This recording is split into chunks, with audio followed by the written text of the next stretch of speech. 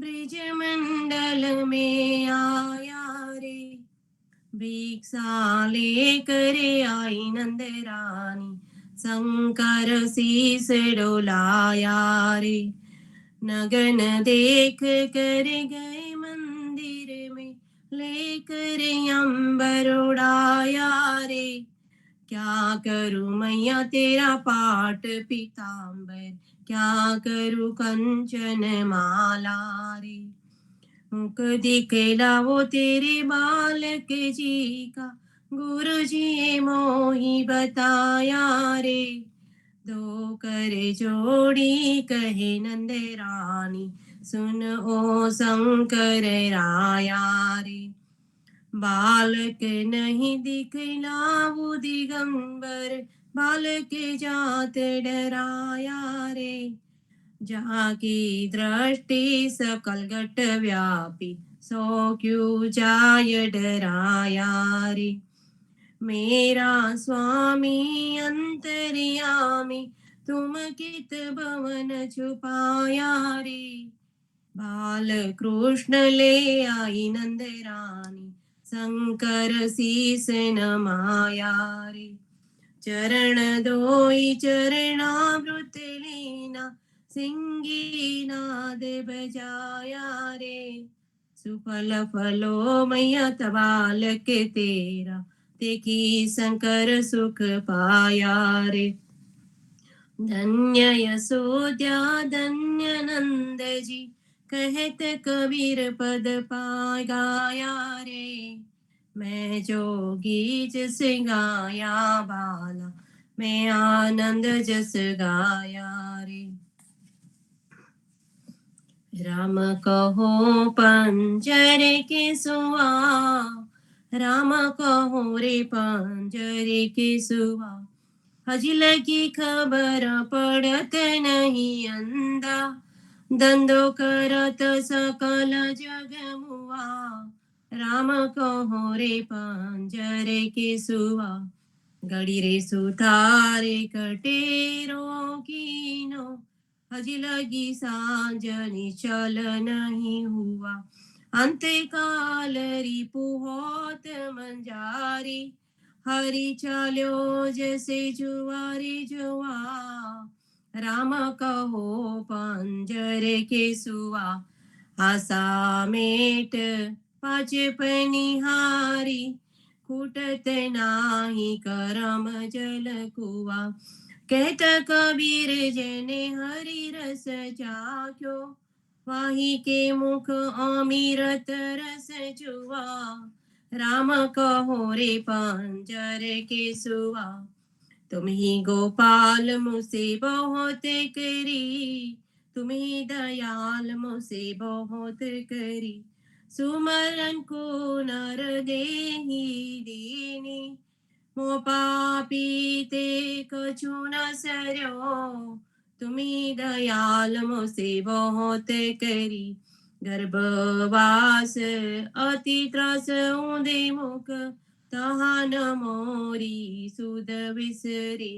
जठराय अग्नि मेरा की लीनो, कंचन सी मोहि देहि धरी। तुम ही दयाल मुझसे बहुत करी, कहाँ कहूँ अपराधी जन्म से, आद अंत मोह से बिगड़ी। तुलसी पतित नाथ मोह पावन, बाने की अब लाज पड़ी। तुम ही दयाल मुझसे बहुत करी, तुम ही गोपाल मुझसे बहुत करी। मंगले आरती कीजे बोल, मंगले आरती कीजे बोल। मंगल जन्म करम गुण मंगल, मंगल राधे जुगल किशोर। मंगले आरती कीजे बोल, मंगल मुगट बैंदुनी मंगल, मंगल है मोरली धन होर। मंगल ग्याल बाल सब मंगल, मंगल जसोमति नंद किशोर, मंगल आरती कीजे भो। ब्रिजवासी के तो गेरे गेरे मंगल, नाचते गावत दो कर जोड़। मंगल गुण गावे प्रेमानंद, मंगल सब विधि माखण चोर, मंगल आरती कीजे बोल। श्री राम मंत्र आरती कीजे, शंकर सनकादिकाई एहि रंग बीजे। हृदय ताल विमल बोध पंच भाति जारी, तन माना निज परो तो आए वेद हारी। अखंड ज्योत विमल बोध वहे दीन राती, आरती रघुनाथ की कीजे पर बाती। कहत कबीर समझ दीर ऐसे ले लाए, चरण टेक रघुनाथ जाके निर्भेस पाए। श्री राम मंत्र आरती कीजे, शंकर सनकादिकाई एहि रंग बीजे।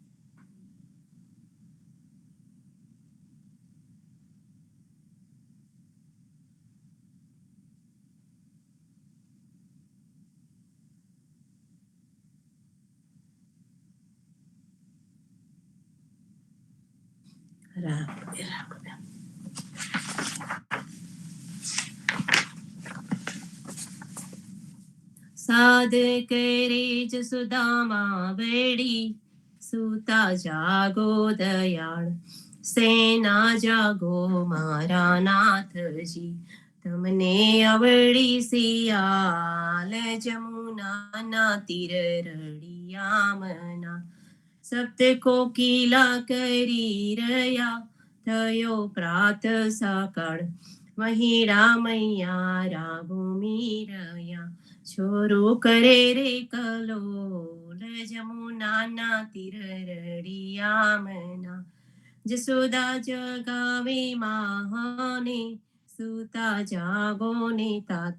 सूरज उगे ने पंखीश्वर करे, फाट्यो पोह प्रभात, जमुना तीर रड़ियामना।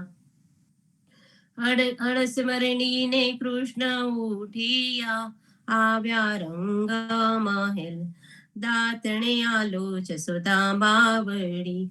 મારે થાય છે વાર, જમુના તીર રળિયામના। સુના જારી જમુના જલ ભરી, આવિર દાતણ સાર, દાતણે આલો દીનાનાથને। મુખલુવારું માલ, જમુના તીર રળિયામણા। દાતણ કરી કૃષ્ણ ઉઠિયા, દૂધ આલો જસોદા માય, કરમે દોણીને ખભે દામનું। જસોદા દોહવાને જાય, જમુના તીર રળિયામણા। પછરડા વાળે ગોવાળીઓ, જસોદા દોહે છે ગાય, સોના વાડકા દૂધે ભર્યા, માહે સાકર સાર, જમુના તીર રળિયામના। દૂધડા પાવો દીનાનાથને, ખૈડે તાળા થાય, રોટલી આલુ હરી હાથમાં, માહી માખણ સાર, જમુના તીર રળિયામના। सुना रूपा केरी कास की, चौवा चंदन सार, चोटी गुथो दीनानाथनी, वेन मोटेरी थाय, जमुना तीर रळियामना। पुरी तरुमा सुरनी, सीरो सुगंधदार, અથાણા મંગાવો વિધ વિધના। ભોજન કરો રે ભગવાન, જમુના તીર રળિયામના। તરત તાવ્યા દૂત તૈયાર છે, દઈ દૂધ માખણ સાર, કપૂરે ઉતારું હરની આરતી। આરતી ઉતારે બ્રિજનાર, જમુના તીર રળિયામના।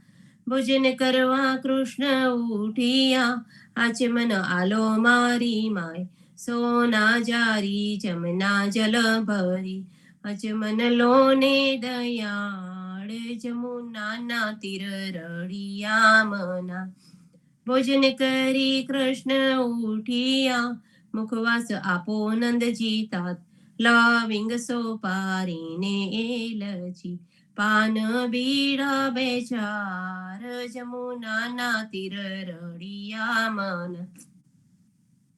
માખણ આવી મધુવનથી લાવી ચોરસ હાર ફૂલ ભરાવું હરીને અંબોળે મોહી ગોકુળની બ્રિજનાર જમુનાના તીર રળિયા મન ચરણે મેલું તારો ચાબકો ડગલો પહેરો દીનાનાથ ગજવે ગાલું બદામ પીસતા શેરડી દાણમ દ્રાક્ષ જમુનાના તીર રળિયા મના ચરણ મેલું તારી પાવડી મોજા પહેરો મહારાજ હાથ માયાલુ લાલ લાકડી ગાયો છોડો દીનાનાથ જમુનાના તીર રળિયા મના જસોદા મહિળા વલોવિયા હાસી ઓધારી રાત બલભદ્ર વાછરડા બાંધશે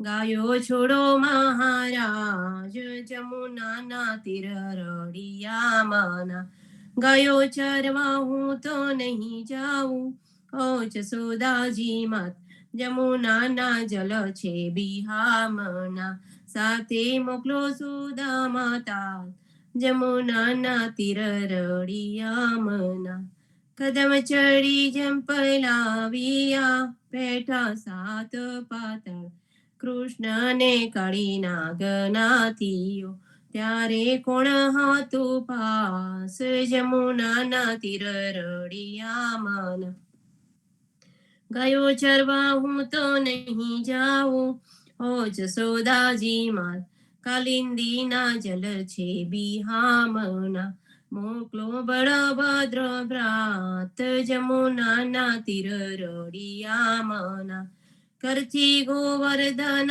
કર ગ્રયો ત્યારે કોણ હતું સાત ટચલી આંગળી ઉપર રાખીયો ત્યારે કોણ હતું સાથ જમુનાના તીર રળિયા મના કલિંદીમાં જંપલાવ્યો નાથ્યો કાળી નાગનાથીને તમને સાચર્યા તમને શું કરે સાપ જમુનાના તીર રળિયા મના ગોકુળ રાખ્યું રેલ તું ત્યારે કોણ હતું સાત બ્રહ્મા વાછરડા હરી ગયા ત્યારે કોણ હતું સાથ જમુનાના તીર રળિયા મના નવા નિપજાવ્યા તે તેના કોઈને ન જાણી વાત બ્રહ્માયા વિને ચરણે નામ્યા વાછરડા આલ્યા દીનાનાથ જમુનાના તીર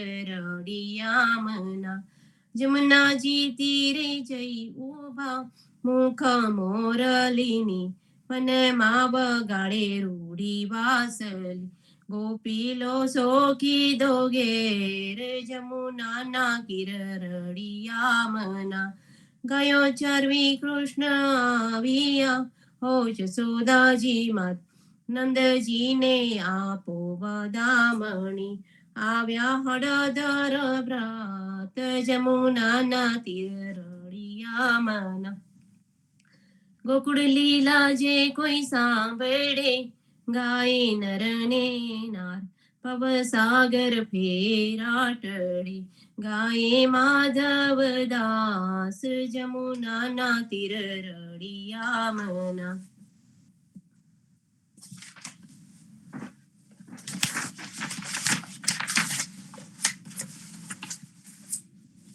ધન્ય ધન્ય પદ્મનાભને જંગલના ચોરસિયા આગળ પાછળ ઝાડ ઝુંડને વચમાં પોતે વસિયા વાડીએ જઈએ રે વૈષ્ણવ વાડીએ જઈએ પદ્મનાભના દર્શન કરતા સુખિયા રે થઈએ वाणी तो वैष्णव सरे के दर्शने दुखड़ा रे हरिये અત્યારુએ દર્શન દીધું એ જ સુદાના છઈએ ગોકુળેથી વાલો પાટણ પ્રગટ્યા પદ્મનાભ કહીએ અત્યારુએ પ્રગટ ગુણ ગાયો 28 લઈએ વાડીમાં કબીર બિરાજે સદગુરુ જીવન કહીએ ગુરુ ગોવિંદના દર્શન કરતા 84 ટલીએ આદમ ઓધારણ સંકટ નિવારણ ભક્ત વત્સલ કહીએ મોહનના સ્વામીને ભજવો રાખો 28 હૈયે વાડીએ જઈએ રે વૈષ્ણવ વાડીએ જઈએ જીવણજી મહારાજ માંગુ શરણું તમારું શરણું તમારું રામ શરણું તમારું મારા જીવણજી રાજ માંગુ શરણું તમારું કૃષ્ણદાસને ભક્તિ આપી સર્વે ભક્તોને કષ્ટિકા ભુજા ગુજરનો ઉદ્ધાર કીધો કેશવદાસને શરણેલ ગુરુ સંગાતે યાત્રા વિશે મારવાડને ઉગાર્યા કૃષ્ણ કેશવને નિમિત્ત કરીને કાંઠો સુરત તાર્યા પદ્મનાભ જ્ઞાનીજી દાદા સુખદેવજી ગોપાળા જીવણજીએ કૃપા કરીને ઉગાર્યા સૌ બાળ રામ કબીરની દળ નૌકામાં જીવણજી બેસાડો કૃપા કરીને કબીર કૃપાલો ભવસાગર ઉતારો જીવણજીના બાળ ગોપાળો રામ કબીર ઉચ્ચારો ભવસાગરથી તરવાનો એ સુંદર છે બહુવારો અનન્ય ભક્તિ નામ નિષ્ઠાને સત્સંગતને ધારો અવિશ્વાસને દૂષિત ભોજન સલીલ સંગને ટાળો નિશંક હોઈને ભજન કરો તો નામ પડે તત કાઢો મુજ પાપીને શરણે લીધા એવા દીન દયાળુ સદગુરુ જીવન છો નિજ નામ જીવન કૃષ્ણ જીવન રામ સદગુરુ જીવન છો નિજ નામ જીવન કબીર જીવન રામ હરમાબાઈ પર કૃપા કરીને કાનમ પાલવ ગારી જીવણજી મહારાજ માંગુ શરણું તમારું સ્વામી કૃપા કરો અતિ ગણી સ્વામી તે મારા સ્વામી કૃપા કરો યતિ ગણી ભાજો યને કુવિચાર ચલ ભક્તિ દેતા હેરી જે છે મુક્તિ ભંડાર પાયે લાગી કરું વિનંતી સ્વામી કૃપા કરો અતિ ગણી સ્વામી રે મારા સ્વામી કૃપા કરો યતિ ગણી ભાજો અને કુવિચાર ચલ ભક્તિ દેતા હેરી જે છે મુક્તિ ભંડાર પાયે લાગી કરું વિનંતી આનંદ આરતી હર કપાર હરિજન હાય મેરે પ્રાણ આધાર શાંતો દર્શન તન તાપ નિવારો જન્મ મરણ ભવ સાગર તાર સાક પાક મલી ભોજન પાઓ શાંત સંગત મલી હરિ ગુણ ગાઓ ઘેરે ઘેરે મંગલ હોત બધાઈ જન જીવન તહ બલ બલ જાય આનંદ આરતી હર કપારા હરિજન હાય મેરે પ્રાણ યાદાયરા હરિજન આય મેરે પ્રાણ યાદાયરા 14 બાંધો જીવના દેવ રઘુપતિ કી આણ વાટ ઘાટ રક્ષા કરો છોડાવો ચારે ખાન જીવણજી છોડાવો ચારે ખાન સર્વે ભક્તોને સદગુરુ પ્રભાતના રામ કબીર. રામ કબીર સર્વે સંતો ભક્તોને પ્રભાતના રામ કબીર, ભારતમાં સંધ્યાના રામ કબીર, સ્વામી પરિવારને રામ કબીર, જીવન જીવનની ગાદીને, તેમના ક્રાંતિકારી વિચારોને સાદર સપ્રેમ રામ કબીર. સંતો અધ્યયજીના કીર્તનનો સત્સંગ ચાલે છે અને એ સત્સંગમાં જે આપણે છેલ્લું વાંચન લીધું એ પ્રમાણે સોરંગી કીર્તનનું સમાપન થયું. સોરંગિયા કીર્તનનું નામ આપણને સુંદર છે. સોરંગી નામની જે વનસ્પતિ છે એ વનસ્પતિનો ઉપયોગ સાધુ સંતો પોતાના કપડા રંગવા માટે કરે અને જે સોરંગીનો રંગ છે એને જગદીશ મહારાજે આપણા સુંદર ભાવાર્થ એનો આપ્યો અને કહ્યું કે જે સોરંગીનો રંગ છે એ ભક્તિનો રંગ છે અને ભક્તિનો રંગ બંનેને એક સરખો લાગે, ભગવાનને એક સરખો લાગે, ભક્તને પણ એક સરખો લાગે. અને સોરંગિયાના કીર્તન દ્વારા અધ્યયજી આપણને જણાવી રહ્યા છે કે ભગવાન અને ભક્ત બંને સોરંગિયા છે, બંને સુંદર છે અને બંનેને એકબીજાનો રંગ લાગેલો છે. ભક્ત અને ભગવાનનો રંગ લાગ્યો છે, હંમેશા ભગવાનના ગુણગાન ગાતો રહે છે અને એવી જ રીતે ભગવાન છે એને પણ ભક્તનો રંગ લાગ્યો છે. એનું કારણ છે કે ભગવાન ભક્ત વત્સલ છે. ભગવાન ભક્તને દુઃખ પડે ત્યારે એની સહાય આવી જાય છે. અને આપણા કીર્તનમાં જોયું એ પ્રમાણે કે પહેલા શરૂઆતના ભાગમાં ભક્ત કેવો હોવો જોઈએ એ આપણને અધ્યયજી બતાવે છે. કીર્તનના પાછળના ભાગમાં જ્યાં 10 અવતારોની વાતો કરી છે, આપણે 10 અવતારોને ડિટેલમાં પણ જોયા છે, પણ 10 અવતારોને આપણે ફક્ત કૃપાનાથ તરીકે કે મનુષ્યની ઉપર ભક્ત વત્સલ ભગવાન આવીને વારે ઘડીએ આપણી ઉપર કૃપા કરતા હોય છે એ ભાવે એને આપણે લેવાનું હોય છે. એને આપણે દેવ અને દેવતાઓ, દેવી અને દેવતાઓના ભાવ રૂપે લઈને આપણે એનું પાઠ પૂજન કરતા નથી હોતા. એને પ્રેમ ભક્તિમાં લીધા છે કારણ કે ભગવાન ભક્ત વત્સલ છે. ભગવાન ભક્તને પ્રેમ કરતો હોય છે. જેમ કહીએ કે ભાઈ નરસિંહ રૂપે ભગવાન આવ્યા ત્યારે પ્રહલાદ નામના ભક્તને ઉગારવા માટે આવ્યા હતા. અને દરેક અવતાર કંઈક ને કંઈક સુંદર કારણ છે અને એ કારણસર અહીં આગળ ભગવાન આવેલા. પણ એની કલ્પના આપણે જયારે કરીએ છીએ ત્યારે પાણીમાંના મોજાના રૂપે કરતા હોય છે. કે જેવી રીતે આપણે કહી શકીએ કે જે મોજું છે એ દરિયો નથી. એનું કારણ છે કે દરિયાનો મોજા થતા હોય છે, જલના મોજા થતા હોય છે. જે જલ છે એ કોન્સ્ટન્ટ છે. મોજું આવે, ઉપર પડે, ફરી પાછું જલમાં સમાઈ જાય છે. એવું જ આ અવતારોનું છે. એ રીતે આપણને સોરંગિયા કીર્તનમાં જે 2 વિભાગ આપણે પાડ્યા છે એ 2 વિભાગમાં આપણને આ બતાવવામાં આવે છે. સાથે સાથે એટલું પણ સમજી લઈએ સંતો કે જે સોરંગિયા કીર્તન છે એ આપણા ત્રીજા વિશ્રામનું છેલ્લું સોપાન કહી શકાય, કે છેલ્લું પદ કે છેલ્લું કીર્તન એને કહી શકાય. આપણે ત્રીજા વિશ્રામમાં જે જોયું એ પ્રમાણે પહેલા 2 કારજ હતા, વડી કારજ અને લોઢી કારજ. વડી કારજ એટલે કે ભગવાનનું સૌથી મોટું કાર્ય, ભગવાનના બલવંત ગણ્યા છે. ભગવાનનું જે સૌથી મોટું કાર્ય છે એ આપણને બતાવવામાં આવ્યું. વડી કારજ સર્જે, પાલે અને સંવારે. ભગવાન જ સૃષ્ટિનો સર્જનહાર જ બધું કરતો હોય છે. એ વ્યાપક છે. એનું સુંદર સ્વરૂપ આપણને વડી કારજમાં બતાવ્યું. ત્યાર પછી આવ્યું લોઢી કારજ. લોઢી કારજની અંદર એકદમ નાનું પદ પણ આપણને શરણાગતની ભક્તિ આપતું, આત્માની સુંદર પ્રતીતિ કરાવતું જે પદ આવ્યું ત્યાં લોઢી કારજ નામનું પદ આવ્યું. તો ત્રીજા વિશ્રામની શરૂઆત થઈ 2 કીર્તનથી, વડી કારજ અને લોઢી કારજ.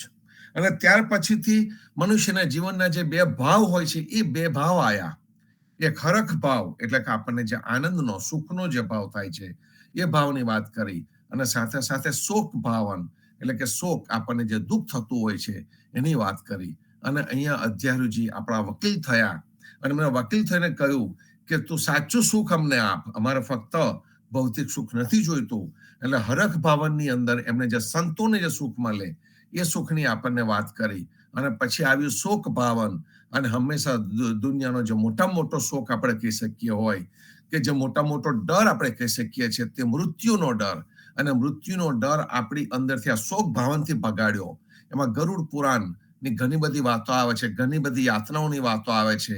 પણ આ જ કીર્તનના જે છેલ્લી 7 લીટી છે એ સાથે 7 લીટી આપણને ઉભા કરીને બતાવે છે તારા નામે કાલનું શીશ કાપવું, એટલે જે રામ નામની જે ભક્તિ છે, રામ કબીર નામની ભક્તિ છે, એ ભક્તિને લઈને હું દરેકે દરેક કાર્ય કરીશ, અને હું એ કાર્ય કરીશ એટલા માટે મને કોઈ પણ પ્રકારનો ડર નથી, કોઈ પણ પ્રકારનો મને ભય નથી, એવું આ શોક ભાવનમાં કહે છે.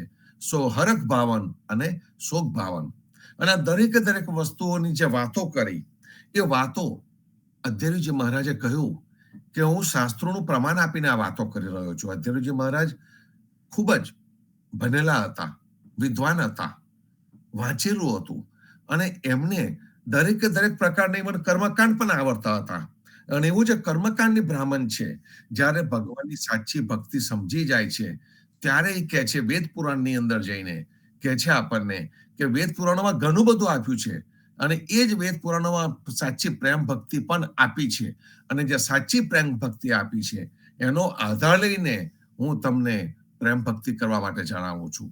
ખૂબ સુંદર ભાવથી આપણા વેદ પુરાણ જોયું, અને વેદ પુરાણ જોયા પછી પ્રેમ ભક્તિના રંગે રંગાયેલા અધ્યયનજીએ સોરંગિયા કીર્તન લખ્યું.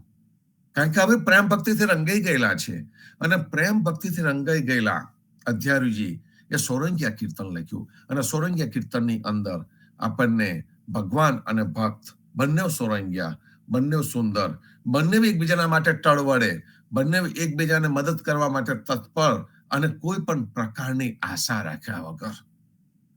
પ્રેમ ભક્તિની અંદર કોઈ પણ પ્રકારની આશા નથી. એ આપણા સોરંગિયા કીર્તન બતાવે છે. વેદ પુરાણનો સાર પણ અધ્યયનજી જે આપણને બતાવ્યો તે આ જ છે. અને તમે જુઓ કે વારે ઘડીએ આપણને દરેક સંત પરંપરા એની બાજુ જ લઈ જાય છે.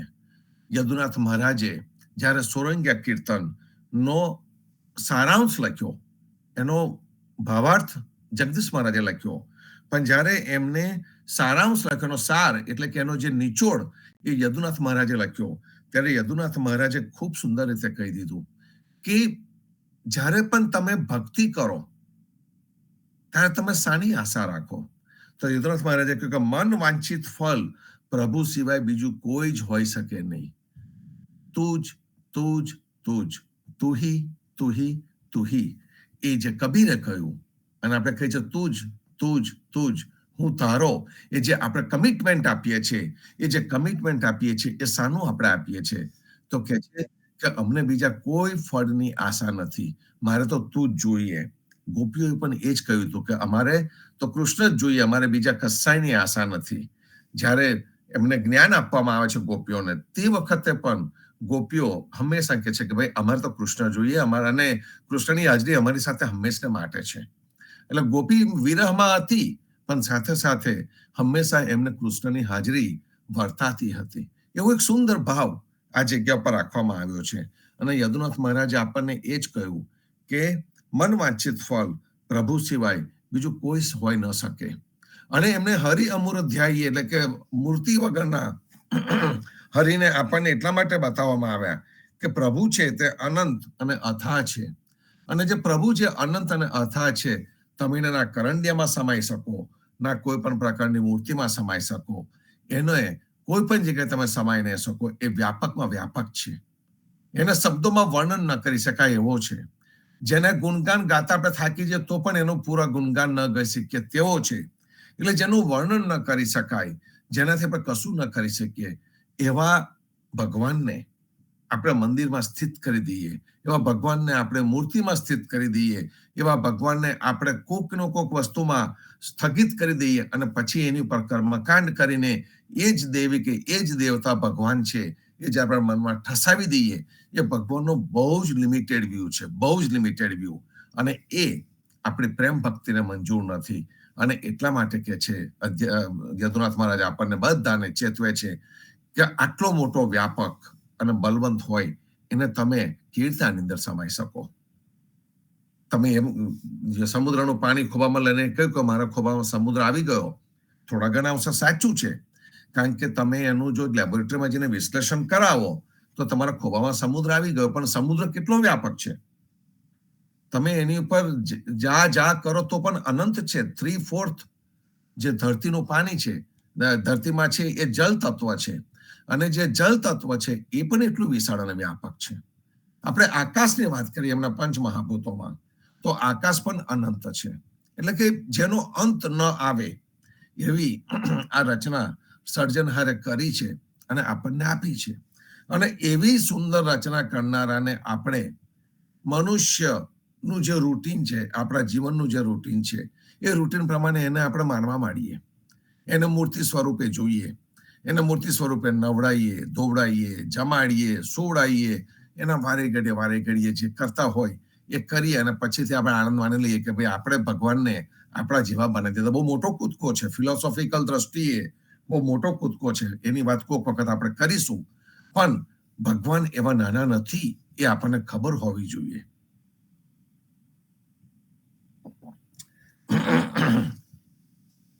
અને જે ભગવાનનું જે સાચું સ્વરૂપ છે, એ જે ભગવાનનું સાચું સ્વરૂપ આપણા ધ્યાનમાં રહેવું જોઈએ. અને ધ્યાનમાં રહે એટલા માટે આપણે આ સંત પરંપરામાં આપણને વારી ઘડીએ આ જ વસ્તુ કહેવામાં આવે છે. જે વસ્તુ યદુનાથ મહારાજે કહી એ જ વસ્તુ આપણને જગદીશ મહારાજે પણ જેને કહીએ છીએ કે એમના ભાવાર્થમાં આપણને જણાવી. અને જગદીશ મહારાજે સંત પરંપરાને કોટ કરી છે ખૂબ સુંદર રીતે. આની અંદર જે કોટ કરેલું છે હું તમને કહું છું. અહીંયા જીવનજી મહારાજે આપણને સમાગમમાં કહ્યું કે યજુર્વેદમાં 14 કાંડ છે અને એમાંથી 13.5 કાંડ લગી ભક્તિ અને મુક્તિનો ભેલ છે, ભેળસેળ થઈ ગયેલું છે. ફક્ત અને એટલા માટે આત્મા પરમેશ્વર પામે નહીં, અને આત્મા પરમેશ્વર કેમ પામે એની યુક્તિ લઈને જીવનજી મહારાજ આપણી સમક્ષ આવ્યા. અને સમાગમનું સૌથી પહેલું ચેપ્ટર છે. આપણે ચેપ્ટરનું ઓલરેડી ડિસ્કશન સારું એવું કરી લીધું છે અને વારે ઘડીએ આપણે આ ભક્તિ મુક્તિનો જે ભેલ થયેલો છે એની આપણે વાત કરતા રહીએ છીએ. તો કહેવાનો અર્થ એ છે કે જીવનજી મહારાજે પણ આપણને કહ્યું કે વેદોની અંદર 13.5 કાંડ, યજુર્વેદના 13.5 કાંડ સુધી આપણને આ જ વસ્તુ જોવાની મળે છે. પણ જેનો સાર તત્વ છે છેક છેલ્લે આવ્યું, અને એ છેલ્લે જે સાર તત્વ આવ્યું એ પ્રેમ ભક્તિનું તત્વ આવ્યું. અને પ્રેમ ભક્તિના તત્વને આપણને પકડવા માટે જણાવવામાં આવે છે. અધ્યયનજી મહારાજે પણ આપણને કહ્યું, વેદ માર્ગ અનુસરો, ભક્તિ ભાવ મન આનોદે સોરંગિયા. સોરંગિયાના કીર્તનમાં આપણને કહ્યું છે કે વેદ માર્ગ અનુસરો, ભક્તિ ભાવ મન આનોદે સોરંગિયા. સોરંગિયાના કીર્તનમાં આપણને કહે છે કે વેદ માર્ગ અનુસરો, એટલે તરત જ આપણી ઝબકે કે આપણે તો વેદનો વિરોધ કરીએ છીએ, તો પછી વેદને પાછો અનુસરવા માટે કેમ કે છે અધ્યયનજી મહારાજ આપણને? તો અધ્યયનજી મહારાજ જ્યારે આપણને કહે છે કે વેદ માર્ગને અનુસરો, ભક્તિ ભાવ મન આનોદે, એટલે કે વેદની અંદર જે ભક્તિનો જે ભાવ આપ્યો છે, જે છેલ્લા કાંડમાં ભક્તિભાવ, સાચો ભાવ આપણને જે બતાડ્યો છે, એને તમે ધ્યાનમાં રાખો. વેદના કર્મકાંડને ધ્યાનમાં રાખવાની જરૂર નથી. એટલે અધ્યયનજી મહારાજ એ જ બતાવી છે. જીવનજી મહારાજ સમાગમમાં આપણને બતાવી રહ્યા છે. યદુનાથ મહારાજ સારમાં પણ આપણને કહે છે કે પ્રભુ સિવાય બીજું મન વાંછિત ફળ કશું પણ ના હોઈ શકે. અને જગદીશ મહારાજે તો પુસ્તકો લખીને આપણને એ જ જણાવ્યું, જો ભક્તિનું ફળ ફક્ત ને ફક્ત ભક્તિ જ હોય. આપણે ઇંગ્લિશમાં પેલો શબ્દ જોતા હતા, ફ્રુશન નામનો જે શબ્દ છે, કે ભક્ત ફ્રુશન એટલે કે જેનું ફળ એ જ વસ્તુ હોય એને આપણે ફ્રુશન કહી શકીએ. એટલે દુનિયામાં દરેક પદાર્થનું કંઈક ને કંઈક બીજું ફળ હોય, પણ ભક્તિનું ફળ ફક્ત ને ફક્ત ભક્તિ જ હોઈ શકે એવું આપણને અહીંયા કહેવામાં આવ્યું છે. એની આગળ આપણે જઈએ, આપણે સંત પરંપરામાં જગદીશ મહારાજ લઈએ, યદુનાથ મહારાજ લઈએ, જીવનજી લઈએ, અધ્યયનજીના કીર્તનો લઈએ, આપણને એ જ ભાવ મળે છે. અને એ જ વસ્તુ આપણને કબીર પણ કહે છે નિષ્કામીના અંગમાં કે કબીર 13 ભાગ ત્રિગુણ લગી, 14 ચોથા માહે, એ પડકું જે પાવહી અંત કાહુ નહીં જાહે. અહીંયા પણ દાસ કબીર એ જ કહે છે કે 13 કાંડ સુધી, 13.5 કાંડ સુધી યજુર્વેદમાં કર્મકાંડનો ઉલ્લેખ છે, પણ એમાં 14માં અડધો ભાગ ત્રિગુણથી પણ ચોથો ગુણ ત્રિગુણાતીત એવી ભક્તિ દર્શાવનારો છે. અને જે એ પ્રમાણે ભક્તિનો દરજ્જો પામશે તેને આવા ગવનમાંથી મુક્તિ મળી જશે. કબીરે આપણને આ જણાવ્યું. એનો અર્થ શું થયો કે કબીરજી પણ આપણને ચોખ્ખા શબ્દોમાં જણાઈ રહ્યા છે કે વેદને માનશો નહીં, અને જો તમે વેદને માનો તો એનો જે 14મો છે એનો અડધો જ ભાગ કે જેની અંદર આપણને સાચી ભક્તિ આપવામાં આવી છે એને તમે માનજો. એનું કારણ છે કે જે વેદના જે મોટા ભાગના જે ભાગ હતા 13.5 ભાગ, એ 13.5 ભાગની અંદર ફક્ત ને ફક્ત કર્મકાંડ જ ભરપેટ આપવામાં આવેલો છે. અને જેટલો પણ કર્મકાંડ વેદમાં આપવામાં આવેલો છે એ બધો જ કર્મકાંડ કંઈક ને કંઈક ફળ પામવા માટે છે. અને એટલા માટે જ આપણી જે સત્યનારાયણની કથા છે પુરાણોમાંથી આવેલી છે, એ કથા શાના માટે છે કે કંઈક ફળ પામવા માટે છે. પહેલાના જમાનામાં જે યજ્ઞો થતા હતા, એ યજ્ઞો થતા હતા તે યજ્ઞો પણ ફળ પામવા માટે હતા. અત્યારે પણ જે જગ્યાએ યજ્ઞો થાય છે એને પણ આહુતિ એવી રીતે આપવામાં આવે છે કે જેથી તમને ફળની પ્રાપ્તિ થાય. અને વેદોની અંદર ખૂબ ડિટેલમાં આ કર્મકાંડ લખવામાં આવેલા છે. કર્મકાંડની રીતિ પદ્ધતિ પણ લખવામાં આવેલી છે. અને કેવી રીતે યજ્ઞ કરવો એ બધું લખવામાં આવેલું છે. કયું યજ્ઞ કરવાથી, કઈ વિધિ કરવાથી કયું ફળ મળશે એ પણ લખવામાં આવ્યું છે. અને પછીથી એ જ વિધિ કરવામાં આવે છે. અને એ વિધિ જો સંપૂર્ણ રીતે કરવામાં ન આવે તો કદાચ એનાથી નુકસાન પણ થઈ શકે. જીવનજી મહારાજે આપણને આ બધામાંથી બચાવી લીધા. અને બધામાંથી બચાવીને આપણને એક સુંદર સીધો પ્રેમ ભક્તિનો રસ્તો આપી દીધો કે તું ભક્ત છે, તું ભગત છે, તું તો ભગત તરીકે જ રહે. કોઈ પણ પ્રકારની આશા રાખવાની તારે જરૂર નથી. હવે જ્યારે આપણે કર્મકાંડની પાછળ પડીએ તો શું થાય? તો કે એની અંદર આપણને લિમિટેડ ફળ મળી જાય. એનાથી આપણી ભૌતિકતા કદાચ યોગ્ય રીતે સ્થાન પામે, પણ એનાથી તમને જે મુખ્ય જે મળવું જોઈએ, જે ભક્તિથી જે ભક્તિ મળવી જોઈએ, એ કોઈ દિવસ મળી ન શકે.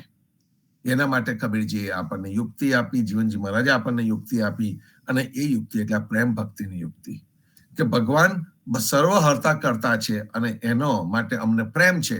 અને અમે તો ફક્ત પ્રેમથી જ એની ભક્તિ ગાઈશું, પ્રેમથી જ એના કીર્તનો ગાઈશું. અને વગર આશાએ અમે આ કરીશું અને પોતે કરીશું. અને આમ કરીને જીવનજી મહારાજે બહુ મોટી ક્રાંતિ કરી. એમને બ્રાહ્મણનો છેદ ઉડાડી દીધો. કારણ કે બ્રાહ્મણોની જરૂર કેમ પડતી હતી? તો કે બ્રાહ્મણોની જરૂર પડતી હતી આ કર્મકાંડ કરવા માટે. અને કર્મકાંડ કેમ કરવાના? તો કે કર્મકાંડ કરવાનું કારણ હતું કે આપણને મન વાંછિત ફળ મળે એટલા માટે. અત્યારે પણ આપણે જે પેલી તામસી ભક્તિ, જે ભુવા જાગરિયાઓ છે, જ્યોતિષ છે, જેની પાસે આપણે જઈએ છીએ, તો શું કરવા જતા હોય છે? તો કે આપણે માનીએ છીએ કે ભાઈ આ વસ્તુ મારા માટે યોગ્ય છે. અને વસ્તુ મારા માટે યોગ્ય છે એટલે મેળવવા માટેનો કોઈ પણ શોર્ટકટ હશે તો હું લેવા તૈયાર છું. અને શોર્ટકટ એટલે કોઈ બીજો નામ જપે અને આપણને એની અસર થાય. કબીર કહે છે કે આવું કોઈ દિવસ શક્ય નથી. અને કંઈક જો વેદમાંથી પકડવું હોય તો ફક્ત ને ફક્ત એનું સાર તત્વ, અને સાર તત્વ એટલે કે પ્રેમ ભક્તિ જ એમાંથી પકડી શકાય. એના સિવાય વેદનું બીજું બધું જ છોડી દેવા યોગ્ય છે. અને જે કર્મકાંડ જે છે એ કર્મકાંડને પણ કરાવવાની એક રીત હતી. કેટલા બધા યજ્ઞો નિષ્ફળ જતા હતા કારણ કે ઘણી વખત એની જે આહુતિ આપનાર છે યોગ્ય રીતે આહુતિ ન આપે. એની અંદર જે પણ શ્લોક કે મંત્રો કે જે પણ હોય એ તમે જ્યારે કરવા બોલો અને એમાં બોલવામાં પણ ભૂલ થાય તો પણ એનું અવળું પરિણામ આવે. અને અત્યારે આપણે જોઈએ કે જે શેરી પર ફરતો બ્રાહ્મણ હોય એ તમારે 10-15 શ્લોકો ગોખી નાખ્યા હોય, એને ગોખી નાખેલા શ્લોકો કોઈ પણ શુદ્ધ ઉચ્ચાર વગર બોલી જતો હોય તો એની કેટલી અવળી અસર થતી હોય. મૂળે વસ્તુ એક છે કે આપણને પેલું તો સમજાતું ના હોય, બીજું એ આપણને ભૌતિક ફળ બાજુ લઈ જતું હોય, ત્રીજું એના માટે કોઈક એજન્ટ આપણે જોઈતો હોય, ચોથું એના માટે આપણે બધી રીતે ખાલી થવાની તૈયારી રાખવાની હોય અને ઝંઝટ કરવાની હોય. એ બધું બાજુમાં મૂકીને સીધી પ્રેમ ભક્તિ જે સીધો રસ્તો છે, જેમ પક્ષી મનુષ્ય બનાવેલા રસ્તા ઉપર નથી જતું હોતું. પક્ષી શું કરે છે? પક્ષી એના પોતાનો રસ્તો છે આકાશની અંદર, અને ઝડપી માર્ગ છે, ઉપરથી જોઈ શકે અને ઝડપી માર્ગ ઉપર એ ચાલી શકતું હોય છે. એવો આ પ્રેમ ભક્તિનો માર્ગ છે, વિહંગનો માર્ગ, પક્ષીનો જે રસ્તો છે, સુંદર રસ્તો, ઉડતું ઉડતું જાય એના પોતાની મસ્તીમાં અને અંતર કાપી નાખતું હોય છે. ઘણી વખત તો આપણા પૃથ્વી ગ્રહના એક છેડેથી બીજા છેડે જતા પક્ષીઓ રાત્રે પણ નીકળતા હોય છે અને રાત્રે પણ એમના અવાજ આવતા હોય છે.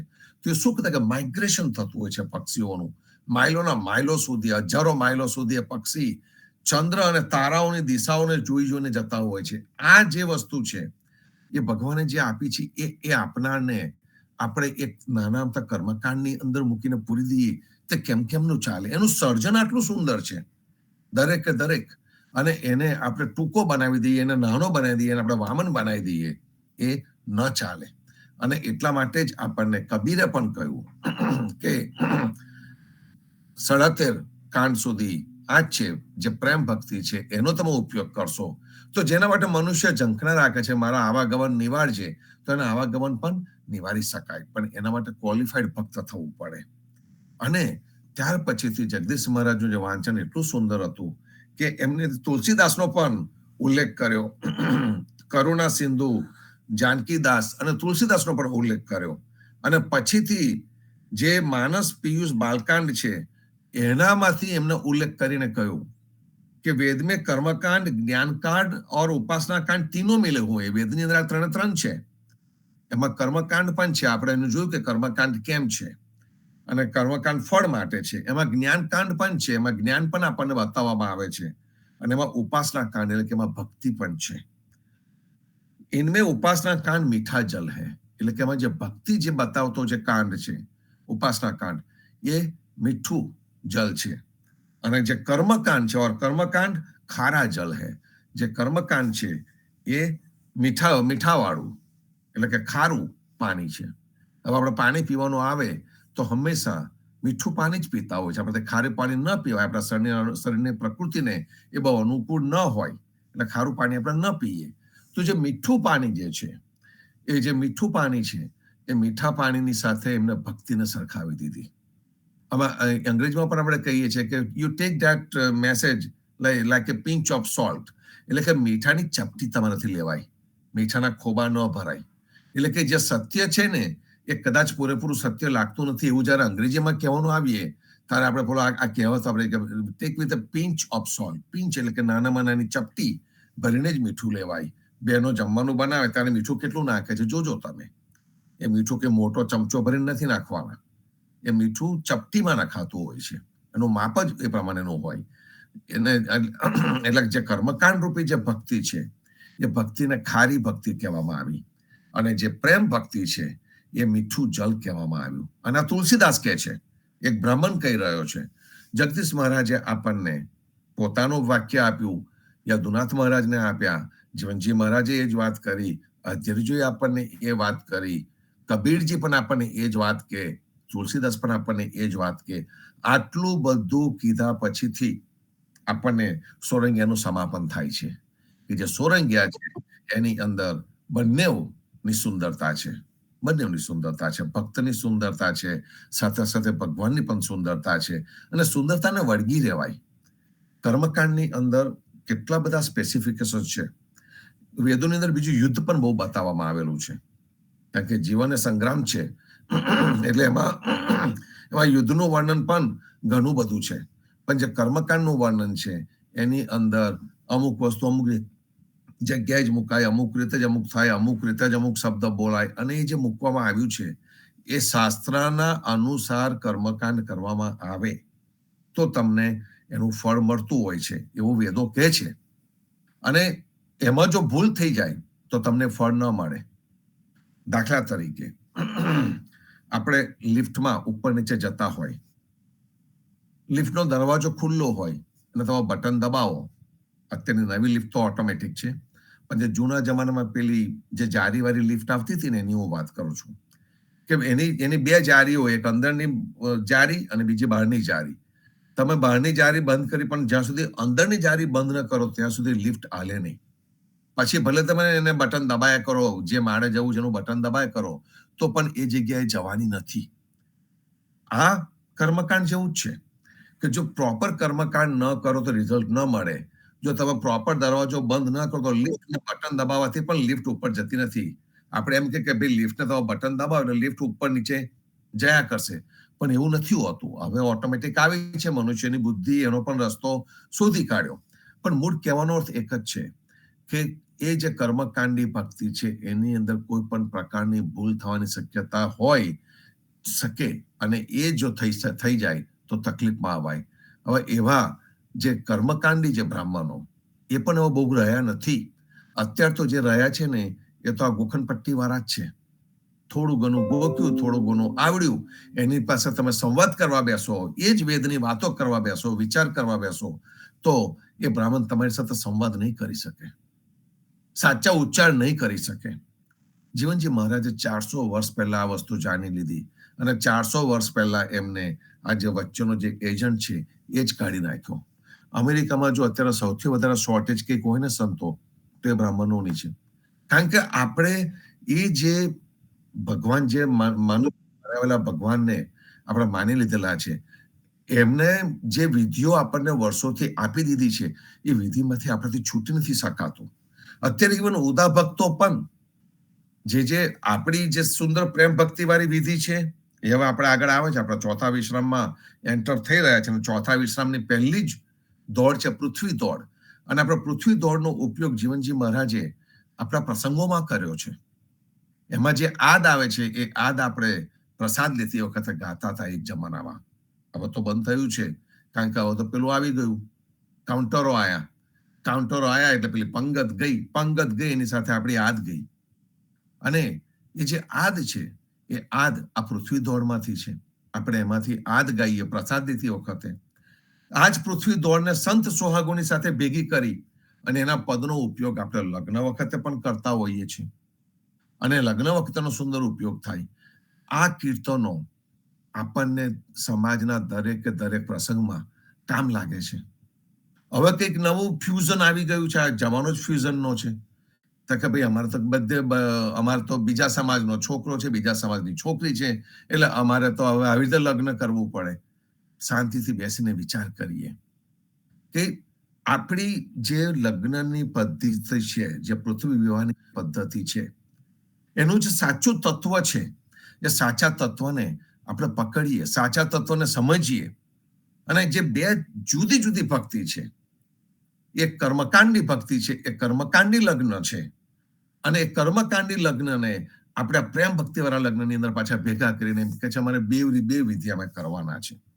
અને પછીથી અંદરથી શોધે કે ફેરા કેટલા ફેરવવાના, આપણી અંદર 4, પેલામાં 7 ફેરાવે, કેવી રીતે ફેરવવાના, અગ્નિને પ્રજ્ઞાવાનો કે નહીં. આપણે તો કહીએ છીએ કે પ્રેમની સાક્ષી અંદર અગ્નિની કોઈ જરૂર નથી. બે જેને કહીએ કે આપ જમીન, ઉત્તર ધ્રુવ અને દક્ષિણ ધ્રુવ, એ બે ધ્રુવને મનુષ્ય મન વાંછિત રીતે પોતાના મનમાં આવે એ રીતે મન ધડંગ રીતે એને ભેગો કરી દેતા હોય છે. અને એ મન ધડંગ રીતે ભેગા કરીને બે જે જુદી જુદી વસ્તુ હોય છે, મૂળે શું હોય છે કે જ્યારે પણ આપણે ઇતર જ્ઞાતિમાં આપણા બાળકનું લગ્ન થતું હોય તો એ છોકરો અને છોકરી બંને એક થઈ ગયેલા છે, પ્રભુની સાક્ષી એ ઓલરેડી એક થઈ ગયેલા છે. અને જો એમને સાચી ભક્તિ આપવી હોય તો આપણે એમને બેસીને સમજાવીએ કે આ પરંપરાની અંદર આ પ્રકારની ભક્તિ છે, આ પરંપરામાં કર્મકાંડી ભક્તિ છે, અને આપણે બેમાંથી કયું સારું છે એ ગ્રહણ કરવાનું હોય, લોજિકલી વિચારીને ગ્રહણ કરવાનું હોય. એને બદલે પેલાએ કેવી રીતે લગ્ન કર્યું, પેલાએ કેવી રીતે કર્યું, ચાલો એ જોઈએ. ખરેખર આ ભક્ત સમાજને જેટલા પણ આપણે અભિનંદન આપીએ ને એટલા ઓછા છે. કીર્તનોની રચના અધ્યરુજી મહારાજે કરી. જીવનજી મહારાજે કુશળતાથી એ કીર્તનો આપણા સામાજિક પ્રસંગોમાં સહજ રીતે મૂકી દીધા. પણ એ જે પ્રસંગોમાં સહજ રીતે જીવનજી મહારાજે મૂક્યા, પણ એને સાચવ્યા કોને? એને સાચવ્યા છે આ સમાજે. આ ઉદા ભક્ત સમાજે એને સાચવ્યા છે. અને ઉદા ભક્ત સમાજ આ સંત સુહાગો અને પૃથ્વી દોડને સાચવીને જે લગ્ન કરે છે, એ જે લગ્ન છે એ પ્રેમ ભક્તિ પરનું આધારિત લગ્ન છે અને યથાયોગ્ય લગ્ન છે. અને જે રીતે કહીએ છીએ કે પ્રેમનો કોઈ સાક્ષી ન હોય, એનો સાક્ષી ફક્ત પ્રભુ જ હોઈ શકે, સંત હોઈ શકે. અને એટલે આપણે સંતોનો સુહાગો એટલે કે ભગવાનના ગુણગાન ગાતા હોય છે. એ જે પ્રેમ ભક્તિના જે કીર્તનથી આપણે જે કાર્ય કરીએ છીએ, એ કાર્યને બીજી કોઈ રીતે કરી ન શકાય. એટલે વી કેન નોટ રિપ્લેસ. આપણે રિપ્લેસમેન્ટ શોધી રહ્યા છીએ કે પછી ફ્યુઝન શોધતા હોય. પણ તમે બેનો રસોઈ બનાવવા જાય અને એની અંદર પેલું આપણા પ્રભાતિયામાં આવે છે એવું કે એકને બદલે બીજી વસ્તુ તમે નાખી દો, ખાંડના બદલે મીઠું નાખી દો, બંને સફેદ છે, તો શું થાય એ જમવાની દશા? એવું જ કંઈક આ લગ્નનું પણ થઈ શકે સંતો. એટલે આપણે કાળજી તો કરવાની જ રહી કે જે પ્રથા આપણને મળી છે એ પ્રથાને આપણે પકડી રાખવાનો પ્રયત્ન કરીએ.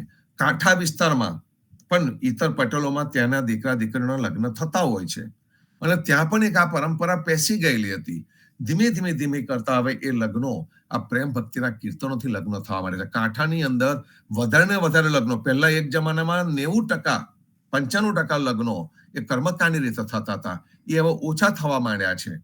અને મોટા ભાગના લગ્નો હવે સંત સોહાગો અને એનાથી થતા હોય છે. તો સંતો એ જ ભાવના આપણે પકડવાની રહી. અમેરિકામાં આવ્યા છે, ચોક્કસ જ આ રીતે થવાનું, પણ જ્યારે આપણે આપણા કીર્તનોની સાચી સમજ ઇતર સમાજમાં જે થતા લગ્નોની સાથે આપણે આપીએ તો ચોક્કસ જ આપણો જે સંત સોહાગો અને પૃથ્વી વિવાહ જે આપણે ગાઈએ છીએ, એ પૃથ્વી દોડ જે ગાઈએ છીએ એ આપણું જળવેલી રહેશે. એ કાળજી કરવાની જવાબદારી આપણા સર્વેની છે. સંતો સમજીએ અને એ પ્રમાણે અમલમાં મૂકીએ. આ જ વાતો પાછા આગળ ફરીથી આપણે કરીશું ગુરુવારે. ત્યાં સુધી સર્વે સંતો ભક્તોને પ્રભાતના રામ કબીર, ભારતમાં સંધ્યાના રામ કબીર, સ્વામી પરિવારને રામ કબીર, જીવનજી મહારાજની ગાદીને, તેમના ક્રાંતિકારી વિચારોને સાદર સપ્રેમ રામ કબીર. સર્વે ભક્તોને પ્રભુના રામ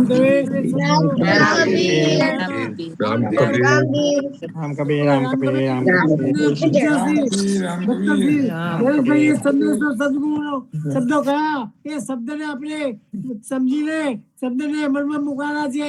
એને વિચારીને આપણે બરાબર આચરણમાં મૂકીશું તો જ આપણે સાચી ભક્તિ કરી ગણાશે.